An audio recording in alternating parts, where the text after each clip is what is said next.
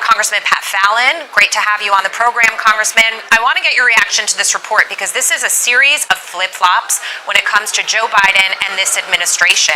At this point now, moving forward, it seems to me some troubling poll numbers are getting this administration to try to juggle things up a little bit and reshift. But the unwavering support that people were expecting and that they promised Israel remains to be seen. Well, Jackie, there's been so many flip-flops in this administration, you have to wonder, is this guy the president or is he a pancake? I mean, this is absolutely ridiculous. And what he was doing, by the way, was withholding precision munitions from our greatest ally in the Middle East, Israel. Precision munitions would limit collateral damage. And he was accomplishing the exact opposite of what he said he was going to do. And quite frankly, I think it comes down to politics 6 months before an election. Yeah. And his two-state solution is Pennsylvania and Michigan. Well, moving on to this, because it's very interesting.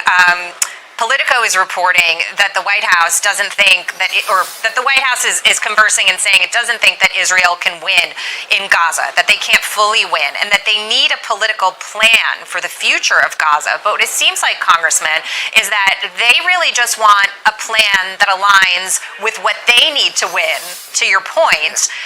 Your thoughts? No, I think that's exactly right. When you're talking about military interventions, you want to talk about military solutions, politics afterward. And what Joe Biden has been doing is putting politics first, and then trying to limit an ally. Imagine anybody in the world trying to tell the United States how to conduct our war on terror after 9/11. That's what Joe Biden has done to Israel, essentially. And I do think Israel can win militarily in Gaza. And then, of course, they're going to have to settle on a political solution. And that political solution has to be the removal of Hamas. They are a terrorist organization. They deliberately murder innocent civilians, and they are not fit to rule. The people's lives in Gaza are worse because of Hamas. It's the government they've chosen, and it's something that we just can't be allowed to move forward in the days ahead.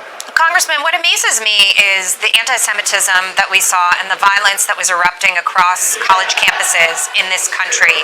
After the Holocaust, I never thought that I would see such anti-Semitism, such vitriol, such hatred in this country ever again. And it's not a surprise to me that we would see it under this particular president, that whatever was brewing under the surface has been allowed to sort of explode and erupt with respect to this volcano.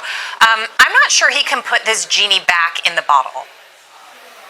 You know what, Jackie, it was not only ugly, but it was very telling that the far left, I thought the left was supposed to be tolerant. Instead, at least the far left portions of the Democratic Party have been very filled, as you said, with vitriol and hatred. And it's very frightening because listen, these are our Jewish American brothers and sisters. Just because it's not you being targeted doesn't mean you need to stand up, because I do believe that silence is consent.